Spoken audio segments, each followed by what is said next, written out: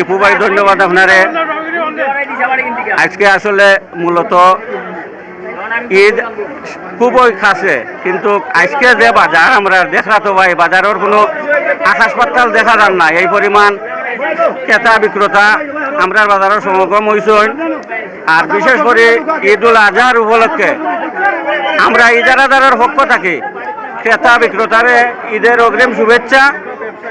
আর প্রবাসী ভাইয়ের হইয়ার আমরা গহরপুর মাদ্রাসা বাজার আপনারা দেশ গরু কিনেন হইয়া দিব। আমরার বাজারও গরু কিনতা, আমরার বাজারও কিন্তু খুব সুযোগ সুবিধা আছে বলা, গরুর দামও কম, এরপরে শৃঙ্খলা আছে বলা। আপনারা দেখিয়া চয়েজেবল গরু কিনতে পারবা। পটানো ছাগল বেড়া গারল সব কিছু আছে। আপনারা চাহিদা মতো গরু গহরপুর মাদ্রাসা বাজার আইলে পাইবা।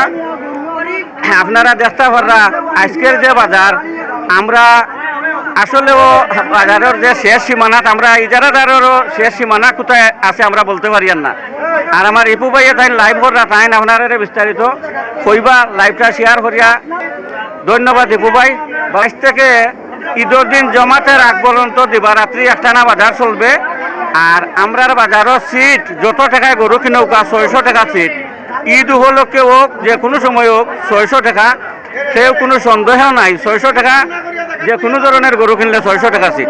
আর 300 টাকা ভাই ছাগল কিনবা যত টাকায় কিনবা 300 টাকা। আমাদের বালাগঞ্জের প্রশাসনের লোক অন্তত 15 জন আছে। এরপরে ডিজিএফআই আছে, এনএসএফআই আছে। আর জাল টাকা সিনাত করার লাগে আমরা প্রধান আসিল আইবা আমরা রূপালী ব্যাংক, কৃষি ব্যাংক, বাংলাদেশ সোনালী ব্যাংক ছাড়াও আমরা এখানেও সহায়তা করা সহযোগিতা করা। আর সব সময় আমরা রিওনো স্যারেও আমরা প্রশাসনিক যে বিষয়টা খুব নিরাপত্তা